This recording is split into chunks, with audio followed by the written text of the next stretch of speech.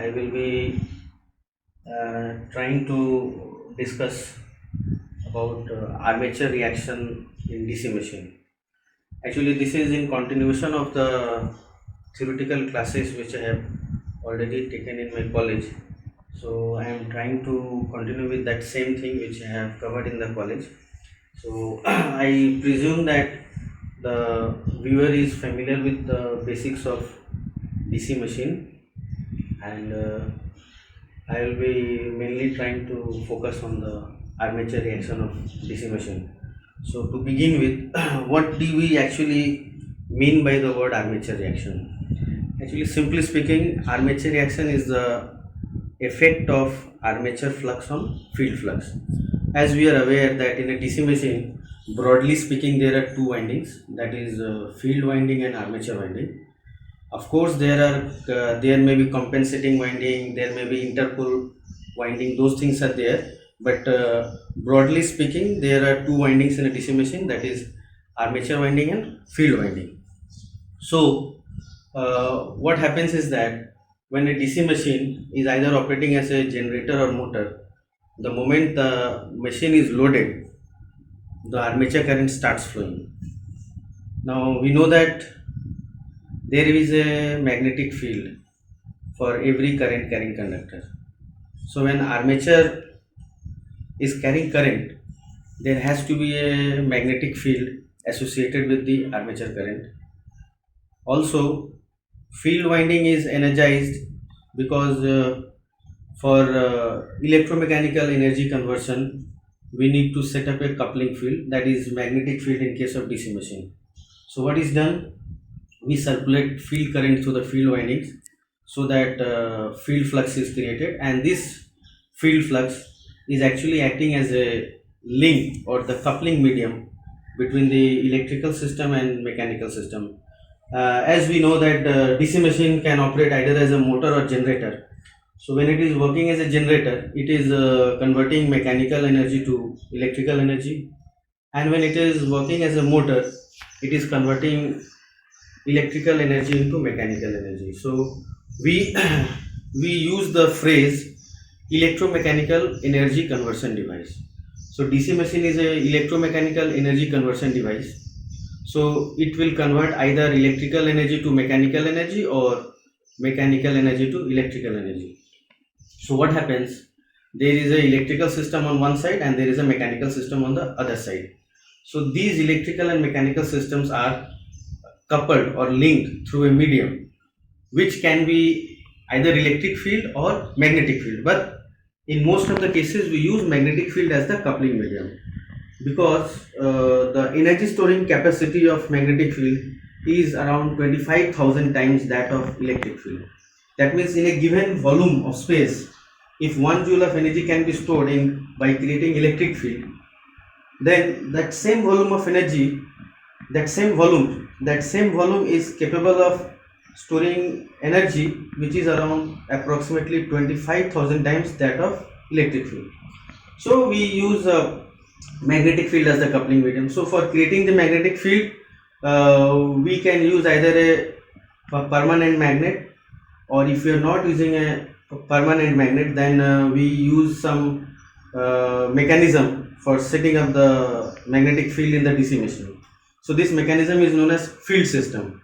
So field system comprises of field pole and field winding. Field windings are wound over the field pole.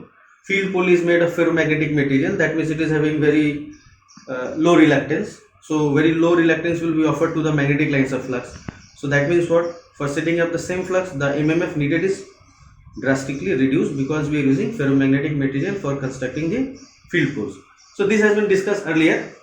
I'm just going to briefly touch upon this. So what I am saying that field system comprises of field pole and field winding, and field winding is being circulated through a DC current or direct current which we call as field current. So the purpose of circulating field current is to set up a magnetic field in the air gap of the DC machine so that that magnetic field can act as a coupling medium between the electrical and mechanical system. Now at no load condition, no load means the DC machine is not loaded, nothing is given as load to the DC machine. So in that case, the armature current is zero, ideally zero, but practically it is very small. So we can neglect that small armature current, and we can take for all practical purpose that at no load condition the armature current will be zero. There can be two possibilities. A DC machine can either operate as a generator or it can operate as a motor. So when it is operating as a generator, we will keep the armature terminals open circuited. That means no electrical load will be connected across the armature terminals. So what is going to happen? Armature current will not flow. That means the generator is running at no load condition. So armature current will be zero. But a DC generator is not manufactured to operate at no load condition. It will be loaded at some point of time. So the moment it is loaded, what is going to happen? The armature current will start flowing.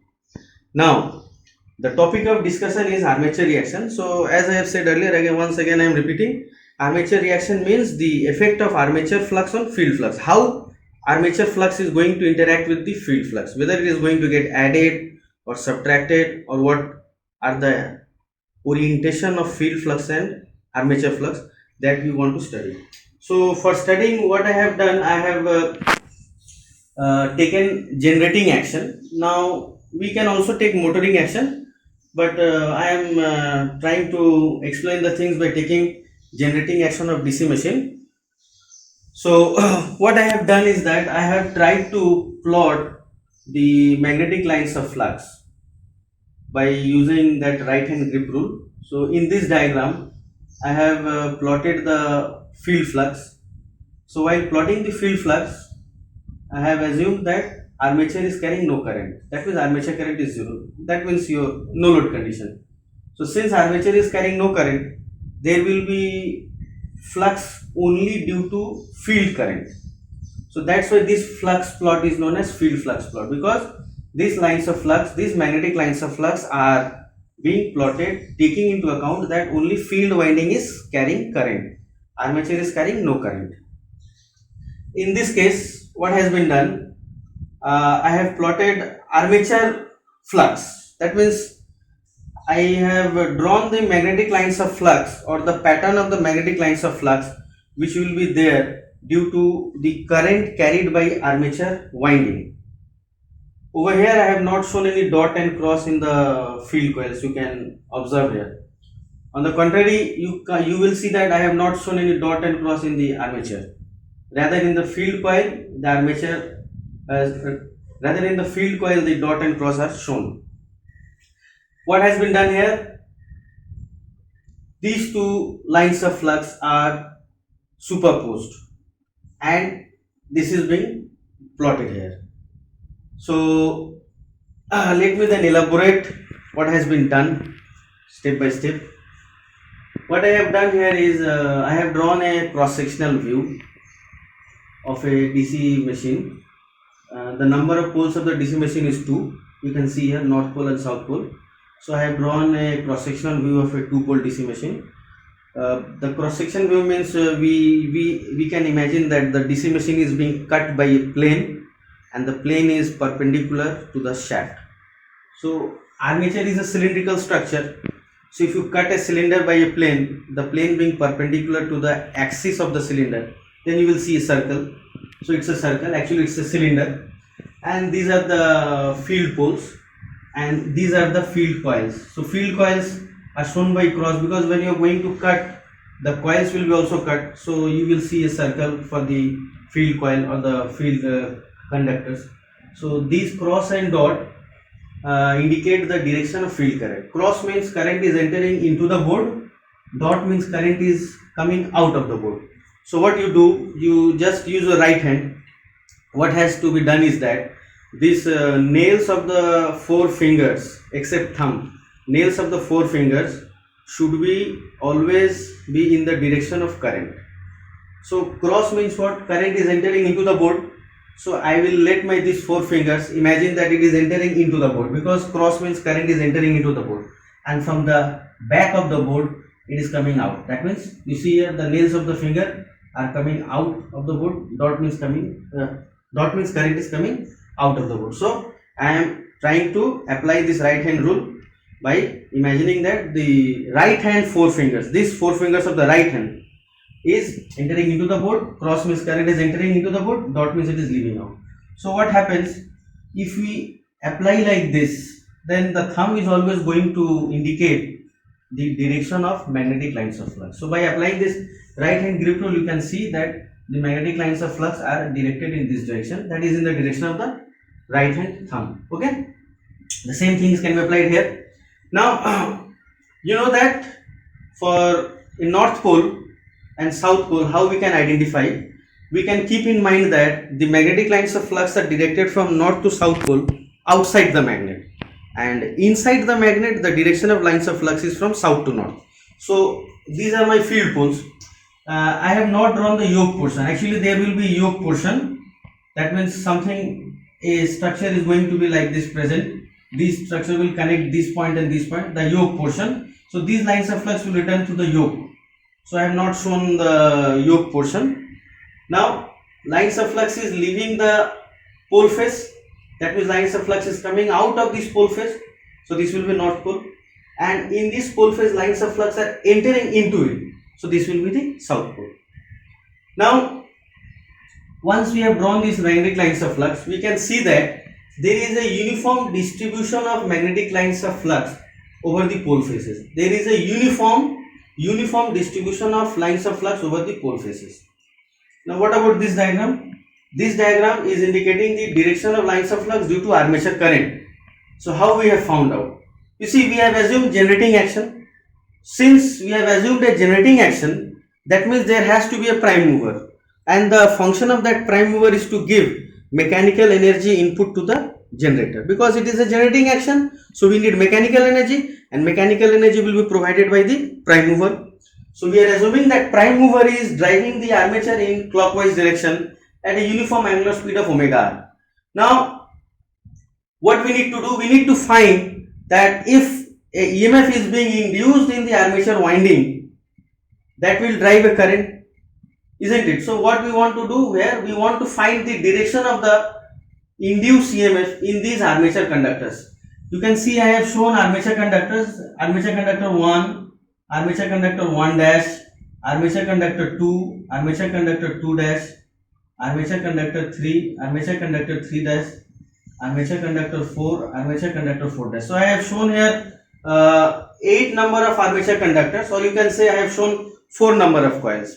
Now it is my duty to make aware that in a practical or real life DC machine, you cannot expect the number of coils to be 4. Here although I have shown 4 coils for convenience of my drawing or clarity of my drawing, but in actual practice you can expect 36 or 24 number of coils in the armature, depending on the size of the armature core. If the diameter of the armature core is larger, then it can accommodate larger number of coils. If the diameter of the armature core is smaller, it can accommodate smaller number of coils. But just for clarity and to avoid labor, I have shown only 4 coils or 8 number of conductors in the armature core, but actually it can be more than this 8 number of armature core. So now what has to be done? We need to apply Fleming's right hand rule in order to find the induced EMF polarity in the armature conductor. So you see, if the armature is being rotated in this clockwise direction, the tangential velocity for this conductor is going up. So B is directed in this direction. What is the direction of B? Direction of B, that is the magnetic flux density vector, will be along the direction of magnetic lines of flux. So we have already plotted the magnetic lines of flux. So you can see magnetic lines of flux are directed in this direction. So direction of B is this one, and for this conductor the tangential velocity will be directed upwards because it is rotating in clockwise direction. Obviously for this conductor the tangential velocity will be directed downwards, but we are taking this conductor. So now what we do, by applying Fleming's right hand rule, what has to be done? Thumb has to be placed along the velocity vector. Index finger of the right hand has to be placed along magnetic flux density vector. So what we are doing, we are placing this index finger along the B vector and this thumb along the velocity vector. So where is the middle finger pointing? middle finger is pointing into the board. So that means what? The induced EMF polarity for the conductors which are under the influence of north pole will be cross.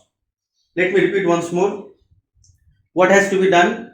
Right hand index finger has to be aligned along the right hand index finger has to be aligned along the B vector, magnetic flux density vector. Thumb has to be aligned along velocity vector. So in that case, the middle finger of the right hand will tell you the induced EMF polarity. So I have aligning my thumb along V and index finger along B. So middle finger is pointing into the board. That means the induced EMF polarity will be cross. So this cross polarity is going to happen. This cross polarity is going to happen for this conductor. But conductor 1, 3, 4, they are also under the influence of north pole. So whatever is happening to conductor 2, the same thing should happen to conductor 1, 3, 4 because all of them are under the influence of north pole. So the polarity of induced EMF in these 4 conductors 1, 2, 3, 4 will be cross, which I have shown here, cross. Now if induced EMF polarity under north pole is cross, then obviously the induced EMF polarity under south pole will be opposite of that, that means dot. So I have shown dot here. So you need not apply this right hand rule several times. You just find the induced EMF polarity for one conductor, say under the north pole, then remaining conductor will have the same polarity because all of them are under the north pole. Once you know that induced EMF polarity under the north pole, then the induced EMF polarity for south pole will be opposite of this. So that's why I put here dot here. Dot means your current is coming out. Cross means current is entering into it. Now, what is our next step? Our next step is to plot the armature flux. Now, before you study this diagram, I strongly recommend you study this diagram first. You see here, I have applied Fleming's grip rule, right hand grip rule. Right hand grip rule says that you have to grab the conductor with your right hand. So when I am going to grab the conductor with my right hand, I have to grab in such a way that thumb is in the direction of current. So cross means what? Current is entering into the board. So that means current is entering into the board because it's cross. So my thumb should be pointing towards the board and I am grabbing the conductor with my right hand. Now by grabbing the conductor with my right hand, making sure that thumb is in the direction of current, here it is cross means current is entering into the board, I will curl these 4 fingers. So in whatever direction these 4 fingers are being curled up, that will be the direction of lines of flux. So by same methodology, you can plot the lines of flux for each of these conductors which are having cross. It's obvious that for dot means what? Current is leaving the board, current is coming out of the board. So I will make my thumb out of the board and I will grab this conductor with my right hand and I will curl these 4 fingers. So these 4 fingers, whatever direction these 4 fingers are being curled up, that is the lines of flux for this dot. So now once you plot by this right hand grip rule each of the lines of flux for each of the conductors, what you can observe, this is very important, please observe carefully. Between these 2 conductors you can see that the lines of flux are in opposite direction. Likewise between these 2 conductors you can see lines of flux are in opposite direction. Likewise the same thing happens for this and this conductors. You see the lines of flux for this and this conductor are in opposite direction. However, if you look on the outer periphery, then this and this are in the same direction. You can see in the outer periphery, this is in this direction, this is in this, so they are in the same direction almost.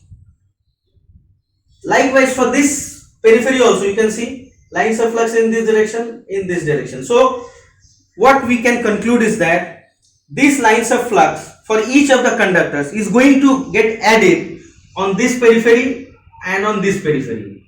However, in between the region in between these 2 conductors, you can see the lines of flux are in opposite direction, so they are going to get cancel each other.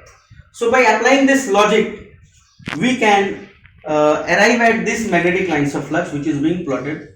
So this may be a purely hypothetical thing that field winding is carrying no current. You can see dot cross is not shown for the field coils. These are field coils. So field winding is carrying no current. However, you can see armature winding is shown to be carrying current. This is drawn just for convenience. We want to just see that what is the pattern of the lines of flux for the armature conductor. So what has been done here, field flux has been drawn, assuming field winding is carrying current, armature winding is carrying no current. Over here what has been done, we are plotting the lines of flux for armature current. That means these lines of flux corresponds to armature current, whereas field winding is shown to carry no current, so that we can only focus and plot the armature flux, lines of flux. But in actual practice it's not going to happen. In actual practice, simultaneously armature current will be also carrying current, armature winding will be also carrying current, and field winding will be also carrying current simultaneously. So what has to be done, we need to add up or superpose these two lines of flux in order to obtain these lines of flux. You see, the problem is that we are not able to see the magnetic lines of flux. So the only tool which is available to us is this right hand grip rule flux plot. So what we have done, we have plotted the magnetic flux due to field current only, we have plotted the magnetic flux due to armature current only, and then we are going to add them, superpose them, so as to get the real picture, the actual picture, which is this one. So what can be done is that you see this pole tip and this pole tip. What you see? This was the lines of flux due to armature. This was the lines of flux due to field. So you see, at this pole tip, the lines of flux is in this direction, that is from left to right. And in this diagram also you see the armature lines of flux are in this direction, that is from left to right. So we can conclude that at this pole tip, these two flux will be getting added up. Now come over here. At this pole tip, lines of flux are in the same. At this pole tip, lines of flux are in the direction from left to right. Here also field flux are in the direction from left to right. So at this pole tip also they are going to get added up. Now let me define a term. The term is known as leading pole tip and trailing pole tip. Actually these terms are very common. You will find any textbook of electrical machinery these terms. The terms are trailing pole tip and leading pole tip. So what is the meaning of trailing pole tip? Trailing pole tip means which is behind, lagging behind, and leading pole tip means which is in the front, leading. Now how to figure out that between these four pole tips, this is pole tip number 1, 2, 3, 4. So how to figure out that between these four pole tips, which pole tips are leading pole tips and which pole tips are trailing pole tip? It's very simple.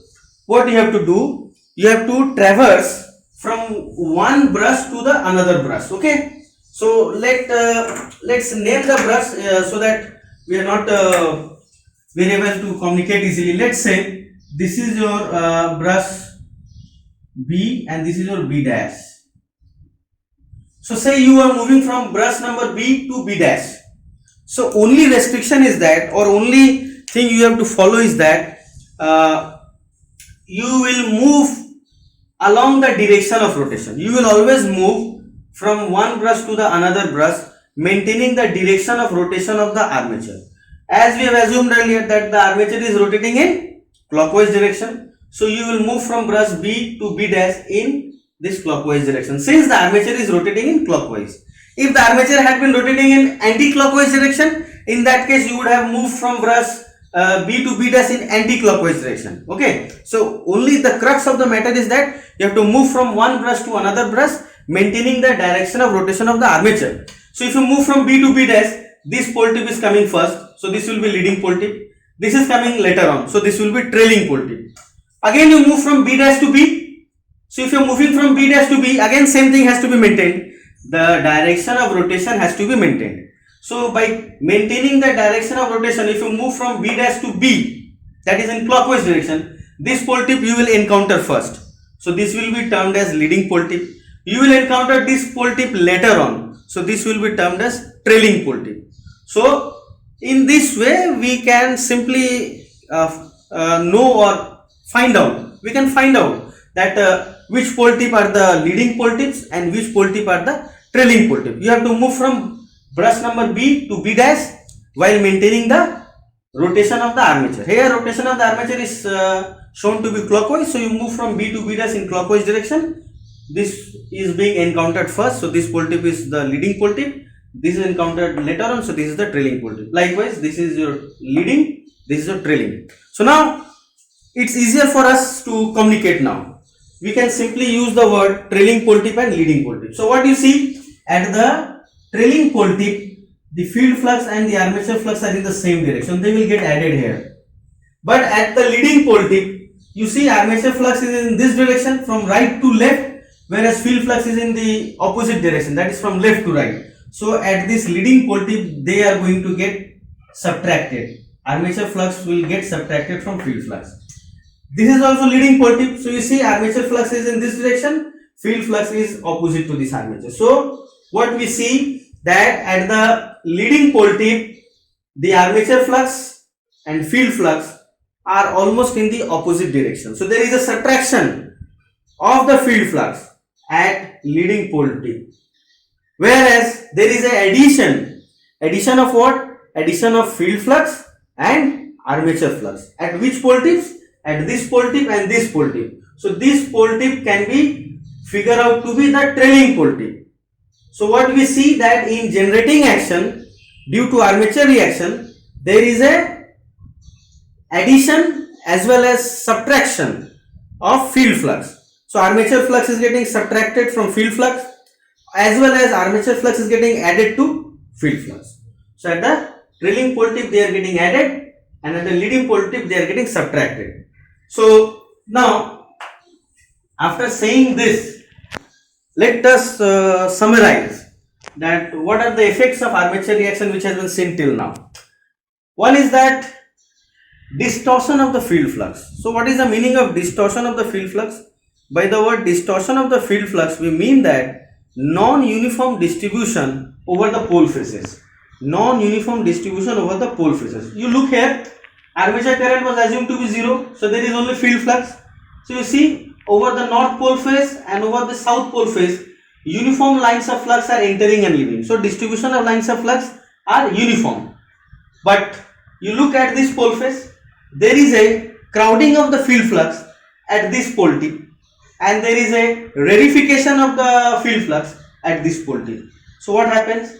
At some portion of the pole face, there is a increase in flux density or the crowding of the magnetic lines of flux. Whereas at some part, there is a rarefication of the lines of flux. The same thing is happening here. Over this part of the pole face, you can see there is an increase in the crowding of the magnetic lines of flux, whereas at this pole face there is a remarkably less number of lines of flux are seen here, or you can say there is a rarefication of the lines of flux. So you see, if you compare this diagram with this diagram, over here the entire pole face is having uniform lines of flux, but here the entire pole face is not having uniform lines of flux. Rather, at some part of the pole face there is an increase in the flux density or the lines of flux, and at some part there is a rarefication or less number of lines of flux. The same thing is happening here. Here also you can see there is a rarefication, here is the more number of lines of flux. So what we can see that one of the effect of armature reaction is that there is a distortion. Distortion means non-uniform distribution of field flux compared to no load condition. Okay. What is the second effect? Second effect is that at some pole tip you can see the field flux and armature flux are getting added. That means at the trailing pole tip they are getting added. This is your trailing pole tip, this is your trailing pole tip. So you see at the trailing pole tip they are getting added. Who are getting added? Armature flux and field flux. And at the leading pole tip they are getting subtracted. So this is also effect of the armature flux. Now what happens is that there is another effect, that is shifting of MNA from GNA. So what is the meaning of MNA and GNA? GNA means geometric neutral axis, and it is actually the interpolar axis in a DC machine. Interpolar axis means where air gap is maximum. So along this axis air gap is maximum. So this axis will be known as interpolar axis or GNA, that is geometric neutral axis. Now how to find the magnetic neutral axis, that is MNA. You see, if a coil, say this is the plane of the coil, which one? 1 1 dash, 1 1 dash is a coil, likewise 2 2 dash is a coil. So if the plane of the coil is aligned along the MNA, that is magnetic neutral axis, in that case induced EMF in that coil will be 0. Now over here, if you want to find, you have to simply you can use that the magnetic neutral axis, that is MNA, will be perpendicular to the resultant flux. It will be perpendicular. So what can be done? Perpendicular means, you see here, over here, what is the field flux phasor? Field flux phasor is directed in this direction. So I can draw phi f like this. So this is my phi f. This is my field flux phasor. Now what about GNA? GNA is always along this axis. Over this brush axis BB dash. Actually along this axis you can see air gap is maximum. If I had drawn the entire diagram, then you would find that yoke would have been present somewhere here. So you could see that over here air gap is maximum. So this will be your what should I say, geometric neutral axis, that is the interpolar axis. Okay, so GNA is fixed. GNA is not going to change. GNA is always directed along that direction where air gap is maximum. So this is my GNA.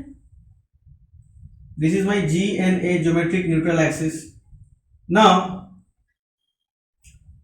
how to find MNA? MNA can be found by drawing a line which is perpendicular to the resultant flux. Over here only field flux is there, no armature flux, because this is no load condition. So field flux is the resultant flux. So MNA is also directed along this direction, that is, this is my MNA. This will be MNA. Why it will be MNA? Because what has been said, that in order to find MNA you have to draw a line which is perpendicular to the resultant flux.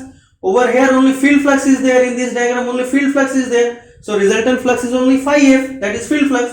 So I have drawn a perpendicular to phi f, this is my MNA. Now in this case, you see, I have drawn the diagram taking into account both field flux and armature flux. So let's say this is my field flux phasor.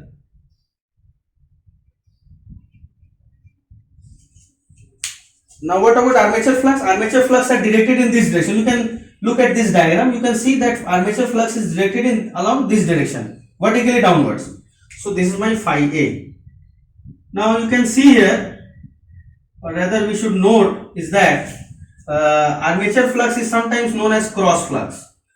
Armature flux is sometimes known as cross flux. Why cross flux? You see, this is the orientation of the field flux and this is the orientation of the armature flux. So as if armature flux is crossing perpendicularly the field flux, or you can see armature flux and field flux. Armature flux is perpendicular. Armature flux is perpendicular to the field flux. So that's why it is also known as cross flux. Now in this diagram both are being taken. Armature is said to be carrying current, so there will be armature flux. Field winding is said to be carrying current, so there will be field flux. And these are the phasor orientation of phi A and phi F. Now by the word phasor I mean space phasors, not time phasor, because you might be thinking that phasor is a quantity which is associated with alternating thing, but this is DC machine.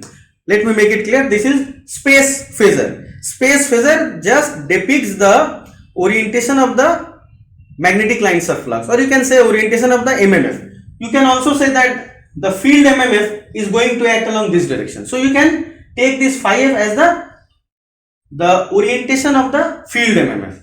Likewise, this phi is nothing, it is the orientation of the armature MMF. This is the orientation of the armature MMF. So this is your phi A, this is your phi f. So this is your field flux, this is your armature flux. These are space phasor, not time phasor. These are space phasor. Space phasor means the phasor which is taking into account the orientation of the magnetic lines of flux, or you can say the MMF, that is magnetomotive force. Okay. So now this is my phi f and this is your phi A. So what is your phi r? Phi r will be the resultant flux. So you can use parallelogram law of addition. So by doing that, we can find that phi r is going to be like this. So this is my phi r.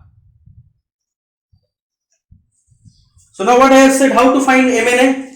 For finding MNA, we should draw a line which is perpendicular. For finding MNA, we should draw a line which is perpendicular to the resultant flux. So what is the resultant flux here? Phi r is the resultant flux. Phi r is the resultant flux. That is resultant of phi f and phi a. So perpendicular to this will be my MNA. So MNA is like this. So this is my MNA, magnetic neutral axis. But as said earlier, the position of the GNA does not change. GNA means geometric neutral axis, and it is along the interpolar axis in a DC machine. Interpolar axis means where air gap is maximum. So along this axis air gap is maximum. So this is GNA. So this is my GNA. So this is my GNA. So you see that at no load condition, MNA and GNA was along the same line. At no load condition, that means when armature current is 0, MNA and GNA are along the same line. But at loaded condition, what happens? MNA is getting shifted from GNA. So in which direction MNA is getting shifted from GNA? In the direction of rotation. So we can sum up that another effect of armature reaction is that it shifts the MNA from GNA in the direction of rotation. Now let us be careful here. What I want to say is that we have started analyzing by assuming generating action. What we have done? We have started analyzing assuming generating action. So this conclusion that MNA will shift from GNA in the direction of rotation, this is going to be valid for generating action. So what we can say, that in case of generating action, what happens? MNA is getting shifted from GNA in the direction of rotation. Direction of rotation of the armature. In the direction of rotation of the armature, MNA will shift from GNA. Now, obviously a natural question may be that what is going to happen regarding this shifting of MNA from GNA for motoring action? So for motoring action, it should be reversed. That means in case of motoring action, MNA will shift from GNA, but the shift of MNA from GNA will be against the direction of rotation. Okay. Now what I want to say is that students, if they try to memorize for both motoring and generating action, then there is a fair chance that in the exam they might get confused. So what I advise is that you try to remember for either motoring action or generating action. So whatever you are saying for motoring action, the reverse will be for generating action. Like you see here, what was seen here, that armature flux and field flux are getting added at the trailing pole tip. This is your trailing pole tip, armature flux, field flux getting added. This is also the trailing pole tip. This is also the trailing pole tip. So at the trailing pole tip, armature and field flux are getting added. But at the leading pole tip, they are getting subtracted. So this was the conclusion which has been made for generating action. For motoring action, reverse should happen. That means for motoring action, you will find that the field flux and armature flux, they will get added at a leading pole tip and subtracted at a trailing pole tip. So that can be easily seen that for motoring action, the direction of armature current should be opposite with respect to the generating action. So this dot cross will change. So this arrow direction will change for the armature flux, and you will find accordingly that for motoring action at the trailing pole tip there will be subtraction of field flux and armature flux, and at the leading pole tip they will be getting added. So that thing can be easily found out if you apply. Now, so let me again sum up what has been said. That first effect is that non-uniform distribution of field flux over the pole face. That means there is a distortion of the field flux. Second is that there is a shift of MNA from GNA in the direction of rotation for generating action. For motoring action, it will be against. Now what is the another effect? That at the trailing pole tip, the field and armature flux are getting added, and at the leading pole tip they are getting subtracted. Again, this is being this conclusion has been drawn for generating action. For motoring action, it will be reversed. Now, actually, what happens is that we have said here that at the leading pole tip they are getting added. At the trailing pole tip they are getting added. Who are getting added? field flux and armature flux are getting added at the trailing pole tip, and at the leading pole tip they are getting subtracted. So the question may come is that whether the magnitude or the amount of addition at the trailing pole tip and the magnitude or amount of subtraction at the leading pole tip, are they equal or not? There can be only two possibilities. Either it will be equal or not equal. If the amount by which field flux is getting strengthened at the trailing pole tip and the amount by which field flux is getting weakened at the leading pole tip, if they are exactly equal, then there is no net reduction in the field flux. However, the thing is that the strengthening at the trailing pole tip happens to be less compared to the weakening at the leading pole tip due to magnetic saturation. Actually, what happened? These magnetic lines of flux are choosing a path. They are leaving the pole face, crossing the air gap, entering the armature core, again crossing the air gap, again entering the field pole. Then they are returning through the yoke portion. There is a yoke portion which has been not shown here. So this is the magnetic circuit. So this magnetic circuit, if it is not saturated, if it is unsaturated, in that case it can be guaranteed that the amount of strengthening at the trailing pole tip and the amount of weakening at the leading pole tip are exactly equal, and there is no net reduction in the field flux. However, magnetic saturation do occur in the magnetic circuit of the DC machine, and due to this magnetic saturation, what happens? The amount of strengthening at the trailing pole tip happens to be less compared to the amount of weakening at the leading pole tip. So what happens? Due to magnetic saturation, there is a net reduction in the field flux. So we can sum up what are the effects of armature reaction. Armature reaction means there is a non-uniform distribution of field flux over the pole faces, or you can say distortion of the field flux over the pole faces. Second is that there will be addition of field flux and armature flux at the trailing pole tip, and there will be subtraction at the leading pole tip for generating action. For motoring, it will be reversed. Another is that the MNA will shift from GNA in the direction of rotation, and for motoring, the shift of MNA from GNA will be against the direction of rotation. The last one is that if there is a magnetic saturation in the DC machine, so due to that magnetic saturation, there will be a net reduction in the field flux. Why net reduction in the field flux? Because if there is a magnetic saturation occurring in the DC machine, in that case the amount of strengthening happens to be less compared to the amount of weakening. So there is a net reduction in the field flux. Okay. Now another question may come or pop up is that what is the shift or how much MNA shifts from GNA? Let's say here the angle is theta. So what is the shift of MNA from GNA? Angle theta. It is shifting by theta. So this shift, theta, the value of theta, it's actually the angular shift of MNA from GNA. It depends on the armature current or phi A. How? Say if armature current is high, then armature flux phi A is also larger. So in that case I have to draw phi A slightly longer. Okay, what I have done, if armature current is higher, then armature flux is also higher, so this length will be longer. Let's name it, say this is OA, this is say B, this is C, this is D. So earlier what was the armature flux? OB. Now what is the armature flux? OC. So it has increased. However, the field flux phi F is same as OA. So now what is the resultant flux? Resultant flux will be like this.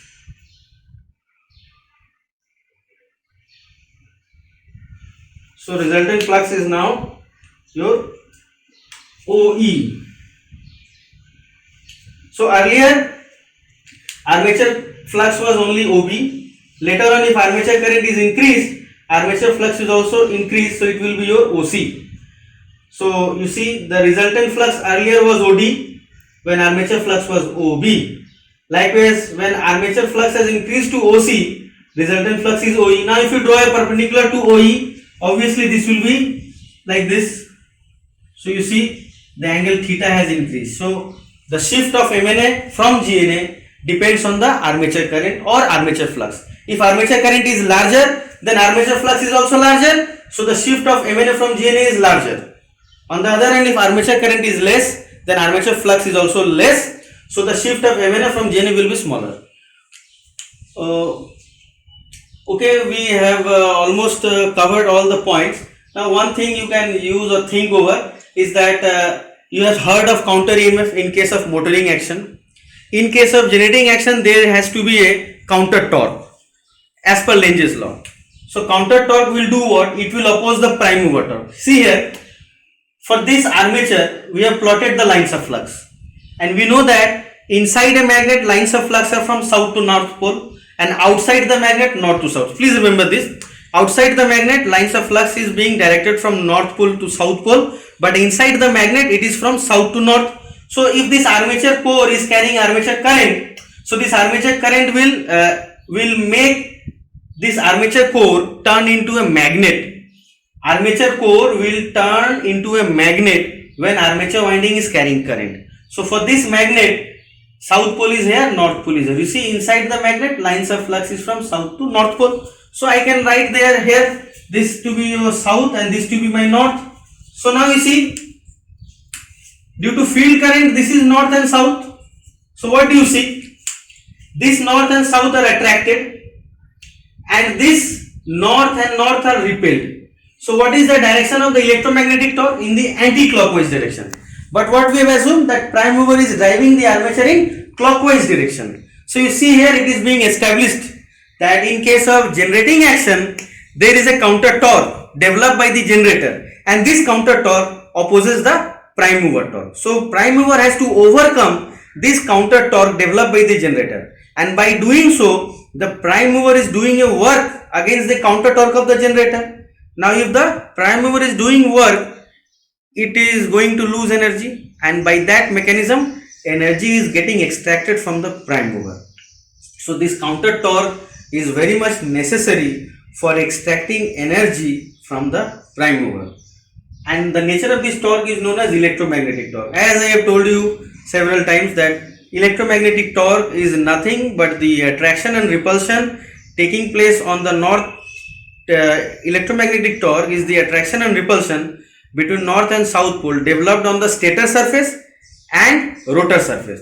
So this is my rotor surface. So on this rotor surface, this part is south pole, this part is north pole. On the stator surface, this part is north pole, this part is south pole. So there is attraction and repulsion between the north and south pole developed on the stator surface and on the rotor surface. So this gives rise to a torque which is known as electromagnetic torque. Over here you see the electromagnetic torque is directed in anti-clockwise direction, because this north-south pole will be attracted and this north will be repelled by this north. So it is an anti-clockwise direction opposite to the direction of rotation. Thank you.